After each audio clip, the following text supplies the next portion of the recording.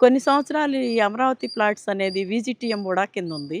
అప్పుడు మున్సిపాలిటీ ఏమీ పట్టించుకోలేదు. ఇటు తర్వాత మీరు ఉడా అథారిటీస్‌లో ఉన్నారండి అని ఉడా వాళ్ళు తీసుకోలేదు. తర్వాత దీన్ని తెనాలి మున్సిపాలిటీ వారు టేకప్ చేశారు.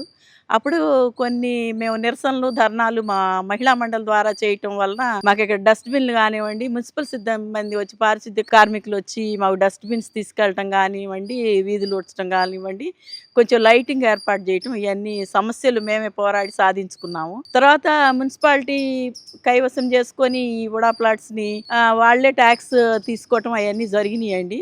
కొన్ని అభివృద్ధి కార్యక్రమాలు జరిగినియి. మేము కొన్ని స్వచ్ఛంద సంస్థల ద్వారా ఇంకా కాలనీని అభివృద్ధి చేసుకున్నాము. తర్వాత గవర్నమెంట్ హాస్పిటల్ కూడా ఈ అమరావతి ప్లాట్స్‌లోనే నిర్మించడం జరిగిందండి. తర్వాత ఇప్పుడు గవర్నమెంట్ హాస్పిటల్ రోడ్డు గానివ్వండి, ఇటు 3 వార్డులకు సంబంధించిన Koganti Shivayya high school road లోపలి భాగం కానియండి, చాలా గతుకులమయమైపోయింది.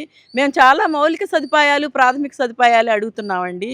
రోడ్లు, తాగునీరు, లైటింగు, కొంచెం ఈ ఖాళీ స్థలాలు ఎక్కువ ఉండటం మూలాన కొంచెం రాత్రి సమయాల్లో కూడా కొన్ని అసాంఘిక శక్తులు ఇక్కడ బాగా వ్యాప్తి చెంది ఇక్కడ నివాసితులకు కానివ్వండి, ఇటు అటు తిరిగే వాళ్ళకి కానివ్వండి, హాస్పిటల్కి కానివ్వండి, ఇక ఇతర అవసరాల మీద తిరిగే వాళ్ళకి కానివ్వండి కొంచెం ఇబ్బంది కలిగజేసినాయి. అవన్నీ మేము ప్రభుత్వ దృష్టికి, మున్సిపల్ కౌన్సిల్ దృష్టికి చాలాసార్లు తీసుకెళ్ళాము.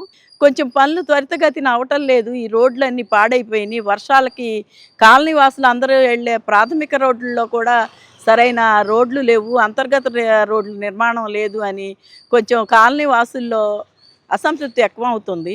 ఇక్కడ 10,000 పైచిలుకు జనాభా ఉన్నారండి.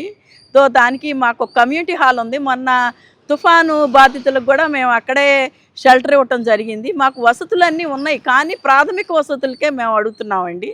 తాగునీరు కూడా వస్తుంది మాకు.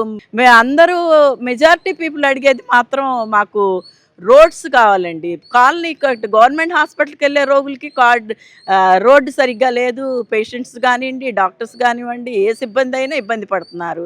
ఇటు 30, 31, 32 వార్డులకు వెళ్ళేది ప్రధానమైన road Koganti Shivayya high school road అండి. ఆ రోడ్డు చాలా చోట్ల చాలా శిథిలమైపోయి ఉందండి. చిన్న వెహికల్ మీద వెళ్ళాలన్నా, కారులో వెళ్ళాలన్నా, కాలినడకలు వెళ్ళాలన్నా అసలు ఎవరు నడవలేకపోతున్నారు. దయించి కౌన్సిల్ వారు కానీ, ప్రభుత్వం వారు కానీ దీని మీద స్పందించి మా విన్నపాన్ని గుర్తుంచుకొని కొంచెం మాకు ఈ సమస్యల నుంచి, ముఖ్యంగా రోడ్స్ అండి, మాకు రోడ్సే ప్రాబ్లంగా ఉంది. దీన్ని కొంచెం త్వరితంగా పూర్తి చేస్తారని కోరుకుంటున్నాం.